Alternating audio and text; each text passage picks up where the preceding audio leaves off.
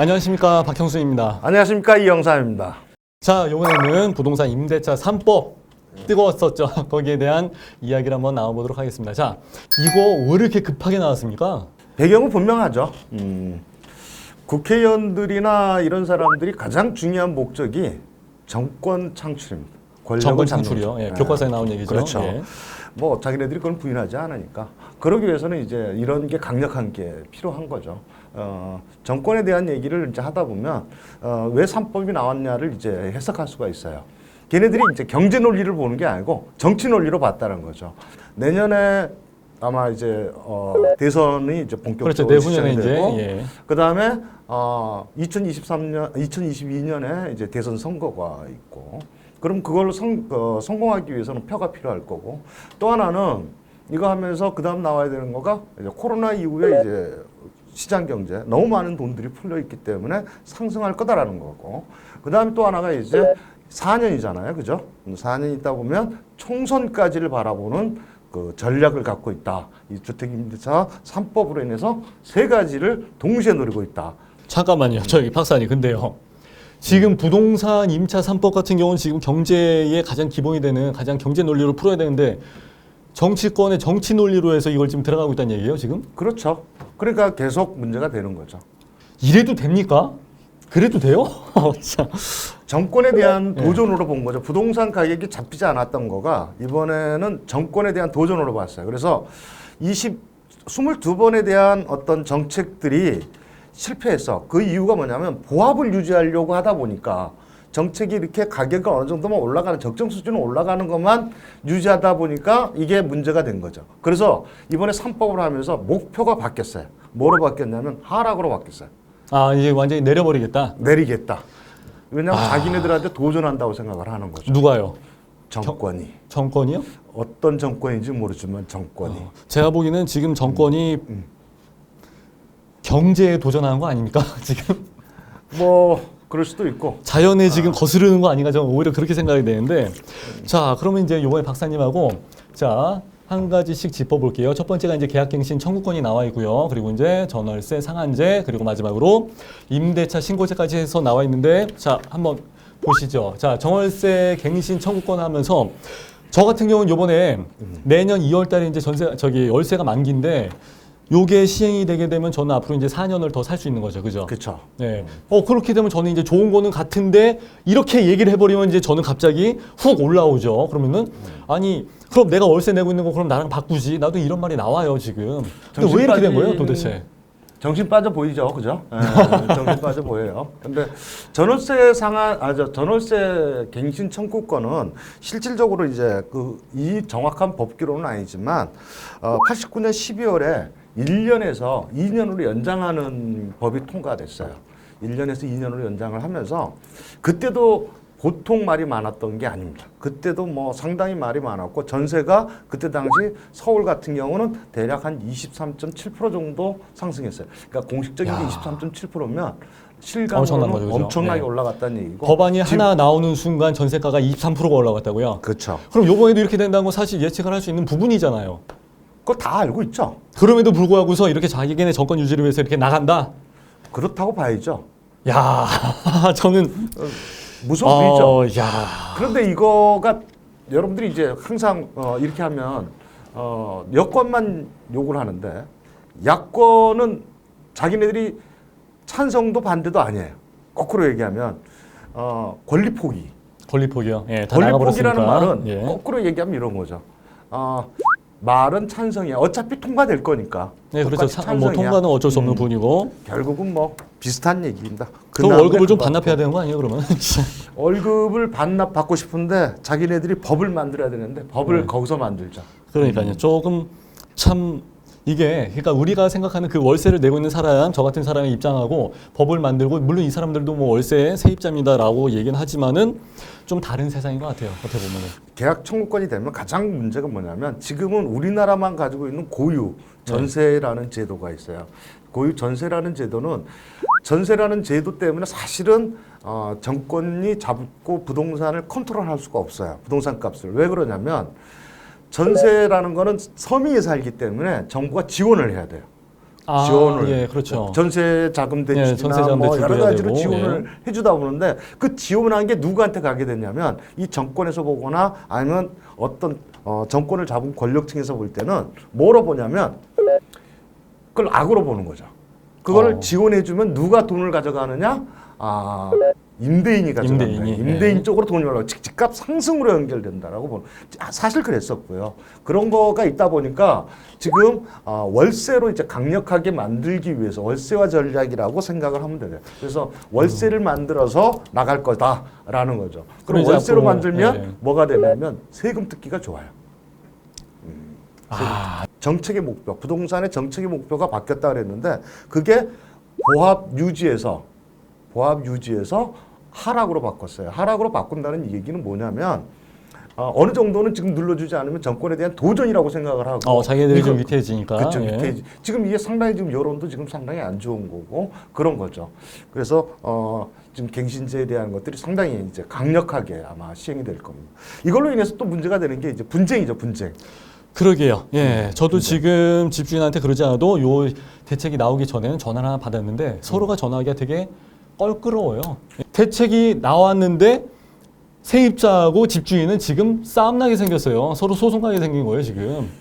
그래서 이게 대책이야, 그러면 싸움 붙이는 게? 그래서 분열이 많이 예상이 되죠. 분쟁도 많이 예상이 되고, 그 가장 큰 거가 이제 그런 거죠. 임차인과 임대인과의 싸움이 많이, 분쟁이 많이 일어날 거고, 그거를 이제 만들어준 거가 이제 싸움이 이제 상잔하게 서로 함으로 인해서 정권에 대한 거나 이런 거를 피해가는, 자기네들이 회피하는, 권력층이나 정치권이 회피해가는 그런 걸 이제 의도는 노린 게 아닐 수 있어요. 노린 거 아닐 수 있는데, 결과는 그렇게 된 거죠. 네, 그리고 전월세 상승이 분명히 이어질 거를 본인들도 뻔히 알고 있는 상황이고, 왜냐하면 전에 분명히 그런 케이스가 있었잖아요. 그렇죠. 그럼에도 불구하고 정권 유지를 위해서 이렇게 가는 걸 수도 있다라는 말씀을 하셨을 때 저는 굉장히 충격적이었고, 그러면 이게 도대체 뭐냐는 거죠. 이게 대책입니까, 도대체? 대책이 아니라 자기네들이 생존 수단이 되어버린, 정치화 되어버린 게 좀 아쉬운 것 여야가 같아요. 공이 모르고 있는 게 아니라는 거죠. 저는 모르고 있는 줄 알았어요. 이 사람들이 몰라서 저번에도 이런 케이스가 있었는데 이런 식으로 또 안 하나 이렇게 생각을 했어요. 정치인들의 면면을 보면 사법고시를 패스하고요. 그렇죠. 다른 데에서 뛰어나다는 사람, 그러니까 대한민국에서 진짜 공부 잘하고 머리 좋다는 사람들이 정치인을 합니다. 걔네들이 단순하게만 생각하지는 않을 거죠. 그죠? 말 한마디, 그래서 중요한 거고. 걔네들이 이제 목적이 지금 둘 다 속내는 뻔하잖아요, 그죠? 그럼 어쨌든 간에 뭐 저를 위한 건 아니었잖아요. 월세 세입자를 위한 건. 그렇죠. 네, 그런 거로 보이는 거죠. 자, 이번엔 그럼 한번 두 번째 거 한번 보겠습니다. 이번에는 전월세 상한제입니다. 그래서 이번에 상한제가 나오면서 5% 이상 올리지 마라. 그리고 각 지자체에 따라가고 재량권 5% 이내로. 그럼 또 거기에 해당 자체장들은 자기 뭐 인기 영합을 위해서 또는 표를 위해서 5% 이하, 뭐 3%, 4%에서도 그냥 막아버릴 수도 있기 때문에 그렇게 되면은 집주인은 임대 소득이 나오겠어요? 이게 참 어이없는 게 박근혜 정부에서는 임대사업자를 하라고 서로 4.1 대책에서는 무지하게 부추겼어요. 그래서 5년짜리를 4년으로 줄여주고 단기 임대, 그다음에 10년짜리를 8년으로 줄여주고 지원도 해주고 여러 가지. 그런데 이제 갑자기 그런 것들을 뭐로 바꿨냐면 투기꾼으로 바꿨죠. 그러니까요. 그럼 저는 뒤통수 또 맞은 거예요, 그럼? 그러니까 정책의 일관성이 없죠. 정책의 일관성이 없고 정권이 바뀌더라도 정책이라는 거는 일관성이 좀 있어야 되는데 저는 여야를 막론하고 두 당 다 저는 욕을 하고 싶어요. 그 중에 이제 가장 욕을 많이 먹어야 되는 게 정의당 아닌가 이렇게 생각이 들어요. 정의당 갑자기 왜요? 이렇게 횡행하는 거에 진실된 얘기를 안 해준다 이거죠. 그럼 그쪽도 다 알고는 있다는 얘기예요? 그럼요. 그 사람들도 다 알죠. 이런 속내를 다 알고 있으면서도 얘기를 안 한다. 여야가 하나는 늑대고 하나는 여우고. 여우고. 곰은 없습니까 그럼? 곰 아직까지 없는 것 같아요. 우직하게 나가는 곰이 좀 있었으면 좋겠는데 그런 건 없고 둘 다 똑같으면 어느 한쪽이라도 좀 정당하게 얘기해 주는 게 있었으면 좋겠는데 그러질 못하는 거죠. 그 사람들도 어차피 뭐 표로 가야 되는 건 마찬가지니까 그런 거 아닌가 싶기도 하고요. 어쨌든 지금 여기 한 말대로 집주인도 국민이에요. 그래도 국민을 보호할 생각이 없이 지난번 발표해 보면 0.1%, 1% 해가면서 거기에 대한 거를 지금 과세를 하겠다라는 거로 나오는 거죠. 그래서 이 상한제가 되면 앞으로 2년 안에 네. 2년 전후로 해서 아마 또 이 보완 대책이 나올 겁니다. 전월세 상한제로 함으로 인해서 금액이 왜냐하면 지금 가장 중요한 게 2년 후에 집을 만약에 비워주면 어떤 사정에 있어서 집을 비워주면 다른 이제 세입자가 들어올 때 왕창 올린다라는 얘기가 나오거든요. 그렇죠. 예. 그렇게 그거에 대한 이제 보완책을 마련하겠죠. 아, 또 보완책이요? 그걸 예. 보완책을 해서 법으로 해서 지금 이제 무소불위니까 그걸 보완으로 해서 통과시킬 겁니다. 그런데 이제 그렇게 되면은 우리나라에서 지금 어느 누구보다 좋은 전세 제도가 지금은 정치 논리에 의해서 없어지고 하나의 월세 제도로 급격하게 진행이 되지 않을까 이렇게 생각을 합니다. 핑크색 당에서는 아예 그냥 다 나가버리고 아예 표결에 참가를 안 해버렸죠. 예. 이런 얘기가 나왔어요. 3분 짜장만큼 굉장히 빠르게 처리가 됐다고. 그죠? 하룻밤 만에 뚝딱. 어떻게 법안이 시뮬레이션이나 이런 것도 없이 그냥 뚝딱 나와버린 거예요. 그리고 또 임대소득만 해서 가지고 살고 계시는 분들도 계시잖아요. 그게 이제 가장 큰 문제죠. 지금 노후로 해서 이제 우리가 다가구를 갖고 있는 분들이나 네. 아니면은 아파트를 몇 채를 해서 월세를 받는 분이나 오피스텔을 몇 개를 가지고서 또 뭐 월세로 노후 대책으로 해서 갖고 계시는 분들이 많이 계시는 계세요. 분이나 예. 이런 분들이 이제 그 사각지대에 들어가 있고 그분들에 대한 대책이 전혀 빠져 있다라는 거죠. 그냥 누더기가 돼버리는 것 같아요. 그리고 이제 앞으로 계속 이런 식으로 나오게 되면은 정책에 대한 일관성을 얘기하기도 좀 어렵지 않나. 정부를 못 믿겠죠. 못 믿죠. 벌써 이미 부동산 사인이 들어가 정책에 대한 버렸잖아요. 거는 이제 부동산 정책으로는 아마 정부를 먹기 힘들 겁니다. 근데 정부도 지금 그럴 수밖에 없는 거는 일부 제가 뭐 정부를 편드는 게 아니고 권력층도 그럴 수밖에 없는 게 왜냐면 부동산 가격은 계속 올라가지. 대책을 내놓을 때마다 더 올라가지. 두 번째는 코로나 사태 때문에 지금 풀어놓은 돈은 어마어마하게 많지. 왜냐하면 코로나가 1, 2년 오면 끝난다고 봤을 때 우리 경제는 지금 상당히 이제 상승으로 보고 있고 그렇게 된다 그랬을 때 또 올라갈 거고 대선 전국 들어가고 뭐 하고 그러면 또 돈 풀릴 거고 예, 또 뭐 떼어야 될 보상 풀릴 거고, 거고 예. 그다음에 뭐 이제 각 개발이나 이런 것들이 있으면 또 보상으로 풀릴 거고 그러니까 부동산으로 갈 수 있는 돈이 앞으로도 무한정 풀릴 가능성이 많다라는 거죠. 아니, 상상하기 그러니까. 어려울 만큼 그런 것들이 있으니 지금 때려잡지 않으면 안 되겠다 생각이 드는 거죠. 또 하나는 이거 뭐 법안이 이미 통과됐기 때문에 이거에 대한 파장 효과가 보통 이제 앞으로 많이 이제 나올 거라고 봐요. 이거에 대한 대비를 우리 투자자들은 많이 해야 되지 않겠느냐. 정부도 전략을 지금 정확하게 목표가 설정돼 있지가 않은 것 같아요. 정부가 정치적인 목적은 돼 있지만 경제적인 목표가 설정돼 있지 않나 이렇게 생각을 해요. 그럼 이제 정치적인 목적에 따라서 그때그때 현장의 상황에 따라 갖고 법률이 일단 나오고 또 땜빵이 나오고 할 수도 있다는 말씀이세요? 그럴 것 같습니다. 그럴 것 저는 같다고요? 그럴 가능성이 상당히 높다 이렇게 보고 있습니다. 개인적으로 뭐라고 생각하냐면 부동산 탄압 시대라 이렇게 생각을 합니다. 탄압 시대요. 부동산 탄압 시대. 부동산 투자자 탄압 시대. 투자자 탄압 시대. 그럼 자, 부동산 투자자 지금 탄압 방금 시대. 말씀하신 거에 대해서 제가 두 가지를 한번 여쭤볼게요. 부동산 투자자라고 해서 말씀을 하셨는데 이 사람들은요. 지금 정권에서는 집이 많은 사람들을 다 투기꾼으로 보고 있어요. 투자자와 투기꾼들을 누가 심판할 거예요? 자기네들 입맛이죠. 자기들 입맛대로. 네. 내가 하면 롬에 쓰고 남이 하면 불륜이고. 그러니까 자기네들은 지금 뭐 청와대 참모진들 많이 집을 갖고 있고, 그죠? 그럼 이번 정책에 대해서 참모진은 갑자기 이 사람들이 왜 정책 주무장관도 아닌데 왜 이 사람들이 갑자기 사퇴를 해버린 거예요, 도대체? 정권은 짧고 집은 길다. 그게 인터넷에서 말하던 집이냐 직이냐. 지금 부동산 정책이 지금 만든 자체가 뭐냐면 아까 처음에 말한 것처럼 지금 대선이라는 게 있고 코로나 이후에 경제 상황이 있고 또 하나는 이제 총선까지를 바라보면 그때까지 이 사람들이 이 부동산 3법을 만든 가장 큰 이유가 상승이라는 전제를 뒀어요. 네. 부동산 가격은 상승할 거야 라는 전제를 두고 이 법을 만든 거예요.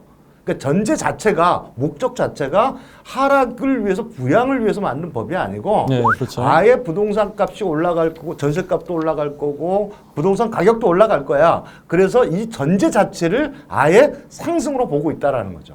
근데 2년 후에 상승, 3년 후 상승, 4년 후까지 상승되는 걸 지금 최대한 막기 위해서 이 정부가 지금 법안으로 처리를 해 나가는 거라. 아주 그냥 멀리 내다보고 있네요. 그냥 빅피처인데요, 그럼요. 왜냐하면 지금 거대당 국회의원 수가 있기 때문에 4년 동안은 이 법안 바꾸기가 쉽지 않거든요. 못 바꾼다고 봐야죠.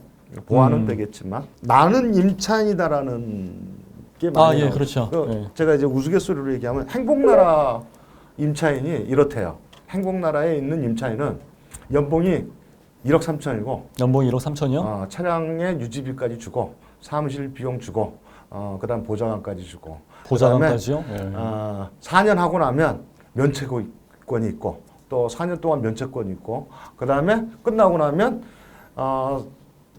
130만 원 가까이 국회의원 연금이 국회의원 그러면 연금까지. 자기 연금까지 합치면 뭐 엄청나겠죠. 거기다가 뭐 200여 가지의 특혜가 있어요.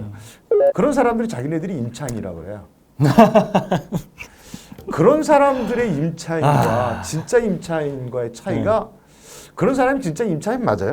제가 왜 지금 야당도 뭐라 그러냐면 야당에 나와서 하는 말이 대표적으로 하는 얘기가 수요 공급에 맡겨라 이렇게 얘기를 해요. 경제 논리 가장 기본적인 거 수요 공급에 맡겨라. 그러면 그 사람한테 한번 질문하고 싶어요. 그런 국회의원한테 수도권의 수요가 엄청난데 그거 어떻게 공급할 건데? 뭐 그린벨트 또 깐다, 뭐 한다, 용적률 올린다, 뭐 어차피 다 나와 있는 거 다 알잖아요. 뭐 한다고 사실. 해서 그럼 또 공급이 안 부족하냐고. 그러니까요. 말이 안 맞는 거죠.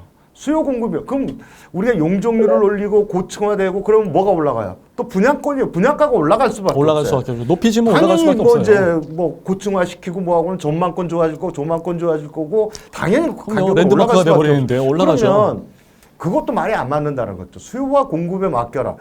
가장 말하기 쉽죠. 수요와 공급. 말은 정말 쉽죠. 근데 그거는 실제로 맞지 않는 얘기죠. 수요와 정책 공급이라는 교과서에 얘기는 공산품도 우리가 쳐다보면 마스크 대란 일어났잖아요. 그렇죠. 공산품도 대란 일어나는데 무슨 수요와 공급이 맞춰져요. 그거는 기본적으로 대책이 없겠나. 우리는 무대책이다. 이제 무대책이다. 그러니까 결국은 무대책이란 얘기는 그 야당이 정권을 잡아도 똑같이 지금 이거와 비슷하게 할 거다라는 거죠. 어차피 부작용은 날 수밖에 없고 그들도 그렇죠. 국회의원으로서 표는 분명히 생각 안 할 수는 없다. 정권 창출이 그네들의 가장 큰 목적이니까. 방식만 좀 다를 뿐이죠. 어차피 자기네들의 목적은 다 똑같다고 봐야 되겠네요. 그럼? 그렇죠. 2, 3년간은 앞으로도 상당히 탄압이 많이 유지될 거다 이렇게 예상을 합니다. 투자자들이나 임대인에게는 굉장히 힘겨운 고난의 행군 시대가 되지 않겠나 이렇게 생각합니다. 자, 이번에는 그럼 세 번째 전월세 신고제에 대해서 한번 말씀을 들어보고 싶습니다. 자, 전월세를 신고를 하래요. 네. 그러면은 어떻게 되는 거예요? 뭐 공사주의는 아니겠지만 이제 앞으로 막 DB 구축해서 막 다 하겠다는 얘기 아니에요 지금? 전월세 신고제 그러면 누구나 다 알듯이 결론은 세금이구나라는 거죠. 세금. 결론 결국 이제 나중에 이런 얘기 나올 건데 아직 법은 통과 안 됐는데 통과되고 나면 전월세 신고를 하게 되면 제일 처음에 뭐를 해주겠다? 임차인이 임대인하고 관계없이 전월세를 신고를 하게 되면 소득공제를 해드리겠습니다. 이렇게 얘기할 거예요. 그러니까 소득공제 금액이 크면 무조건 이제 신고하겠죠. 신고가 되면 사업자를 내야 되고 사업자를 내면 준조세인 우리가 준조세 4대 연금이나 이런 게 다 올라가겠죠. 올라가게 되고 그게 이제 또 부과될 거고 여러 가지 이제 순환이 여러 가지가 되겠죠. 또 하나는 이제 전세에 대한 전환율이죠. 전세를 얼만큼으로 전환해서 우리가 세금을 매길 거냐에 대한 거가 아마 입법화되지 않겠는. 이거가 이제 결국은 입법화 과정까지를 거칠 겁니다. 그거에 대한 이제 세금 제도까지가 이제 나올 건데 그렇게 되면 이제 사실은 투자자 입장에서는 상당히 이제 고민을 많이 해야 되는 거죠. 2+2가 끝나면 2년 계약 플러스 2년이 끝나면 집주인 마음대로 인상 가능한가? 그거 좀 아쉬운데요라고 얘기했지만. 법이 제정될 겁니다. 그때 맞춰서 이제 또 새로운 법이 계속 또 나올 거다. 그래서 아까 제가 얘기한 것처럼 조금 전에 얘기한 것처럼 2년 이내에 이거에 대한 법이 새로 제정이 돼서 나올 거고 나와 있는 매물을 전세가 일찍 폭등을 하고 있어요. 지금 하고 있는데 이번 법이 그 부분 좀 안타깝다 이렇게 얘기했어요. 올라간 만큼 세금 더 걷고 하겠다라는 거죠. 이제 그리고 문제는 그거죠. 올라가서 이 부분이 만약에 집값이 하락을 하거나 했을 때 렌트포가 생길 수도 있고요. 또 하나는 우리가 얘기하면 전세금 못 빼주는 현상이 발생할 수도 있어요. 그런 문제도 지금 상당히 많이 이제 산재되어 있는 거죠. 그래서 우리는 이제 투자자 입장과 여러 가지를 봐야 되는데 투자자 입장에서는 상당히 그런 부분에 대한 고민을 많이 해야 됩니다. 그다음 전세 매물이 월세로 바뀌는 현상. 이거는 정부가 굉장히 원하는 일입니다. 어쨌든 밀고 나갑니다. 그 부분에 대해서도 어쩔 수 없죠라고 얘기를 했는데 사실은 이거는 다른 답하고 다르게 어쩔 수 없다. 그 얘기는 다시 뒤집으면 똑똑하죠. 어쩔 수 없이 정치인들은 다 세금 다 걷어가겠다. 앞으로 세금 다 걷겠다라는 거죠. 그리고 전세 제도라는 거를 장기적으로는 약화시키겠다라는 거를 이제 얘기하는 거죠. 이제 전망적인 얘기나 이런 걸로 보면 상당히 이제 부동산 투자자 탄압 시대에 이제 접어들었습니다. 2년, 3년을 굉장히 힘들 겁니다. 앞으로도 특히 올 말, 내년 초가 더 특히 신규 분양 시대나 이런 쪽, 특히 재건축 시대 쪽은 굉장히 시장이 많이 어려울 겁니다. 나름대로 좋은 전략을 짜셔서 성공 투자하시기를 바라겠습니다. 감사합니다. 자, 오늘 이영삼 박사님과 함께 임대차 3법 나온 거에 대해서 한번 짚어봤고요. 그리고 향후 전망에 대해서도 한번 알아보는 시간을 가졌습니다. 자, 오늘은 여기까지 하도록 하겠습니다. 감사합니다. 감사합니다.